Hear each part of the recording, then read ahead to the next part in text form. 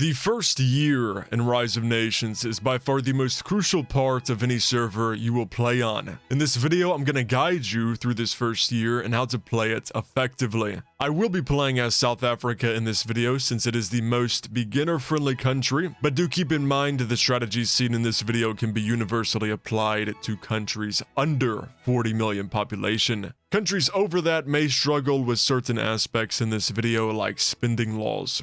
Now the first thing you want to do in any playthrough is build your factories. These buildings are the foundation of your economy, and contrary to directly developing your cities, factories provide a better return on investment in the early game. Developing your cities should be something you only do if you have nothing else to buy beforehand. I like to categorize factories into two groups, military and economic. Economic factories are electronics, fertilizer, and civilian. These will yield you the most money. Motor, steel, and aircraft factories I categorize into the military. These are for accessing specific military units and buildings. However, you will need a motor and steel factory to upkeep your civilian factory. You'll notice right off the bat that factories are quite costly, considering we only start with 100 million. So let's move over to the policies section and select 2 to substantially reduce building costs, ignore safety regulations, and improve infrastructure. This allows us to build 5 factories at game start instead of the usual 4, and trust me, that one extra factory can make all of the difference. One of my favorite early game setups is one of every factory besides aircraft. So this will be 1 electronic, 1 fertilizer, 1 motor, 1 steel, and 1 civilian factory. Some other early game factory setups are 2 electronics, 1 motor, 1 steel, and 2 electronics and 2 fertilizer. When you're building these factories, make sure to construct on your largest population cities. This generates more organic income, as I like to call it, from the resources the factory produces. After building, you can go back to your policies and remove improve infrastructure. You can keep on ignore safety regulations. I keep it on for additional factory output, but you will need to move over to your spending laws and increase your anti-corruption by a bit. After you've built your factories, I like to get the justifications ready. Only attack AI countries in the beginning. Player wars are significantly more costly and aren't worth it in the first year. With cost in mind, it's much more efficient to attack the weakest AI countries around you because you'll be able to conquer them quicker and take their money. After justifying, we want to go over to the technology tab. My recommended strategy here is to queue up research improvements and then followed by advanced supercomputers. For the other technologies you might want to queue up are infantry. This is my #1 recommendation. Economy, politics, and then after that, let the game guide you, really. And when you are researching specific branches, make sure you are only researching the stuff that you need.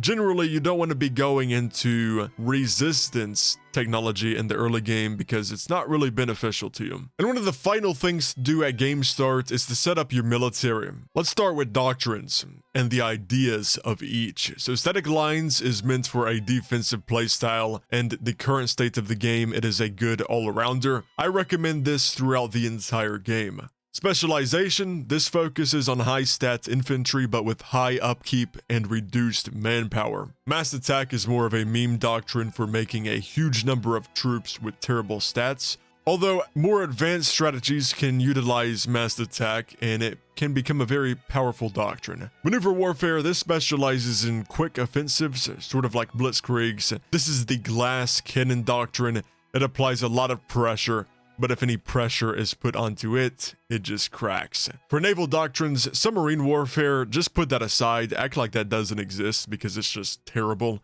It gets hard countered by destroyers, which also just so happen to be cheaper than the submarines. Yeah, would not recommend it. Aim for light flotilla or grand fleet because they are buffing the primary naval units that you will be using. And for Air Force, we have mass production and special training.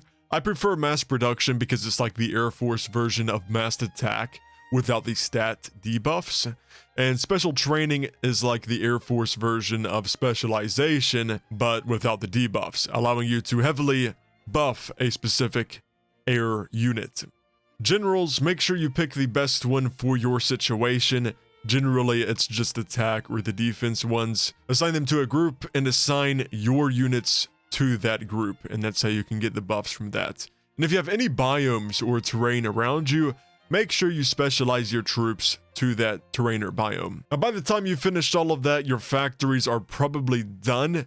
If you see a warning about upkeep or like lack of factory supply or something, that's just telling you that you need to buy the necessary resources to upkeep those factories. And after your factories are nice and supplied, you can then sell the products that the factory is producing, primarily the electronics, fertilizer, and consumer goods.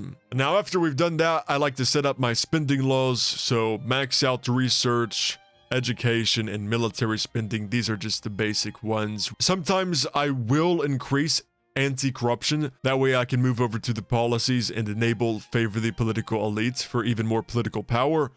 But generally, you'll only be able to do this if you're making a huge amount of money or you're playing a very small population country. And regarding taxation, if you're playing a lower population country, set it to minimum. If your country's higher up there, set it to maximum. And that's really your setup. And now for your goals.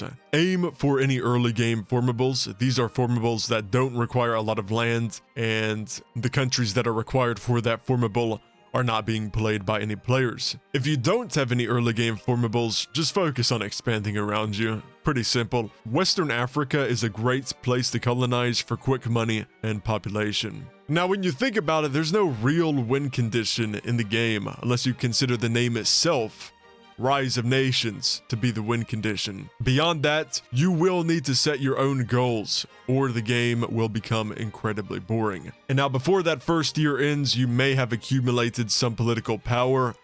I recommend these laws. Propaganda only in press regulation.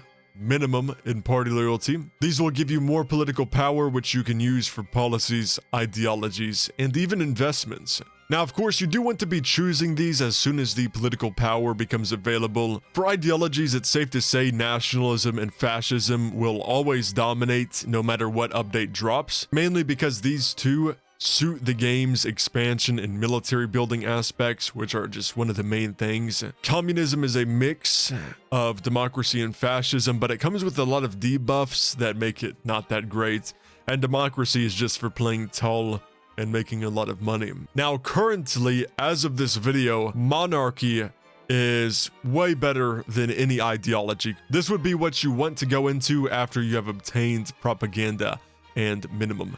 They have nerfed it recently, I'm pretty sure, and I do think it needs another nerf, but if it stays as is, you definitely want to prioritize it over the ideologies. It's a mix of democracy and fascism, similar to communism, but it does not come with the horrendous debuffs.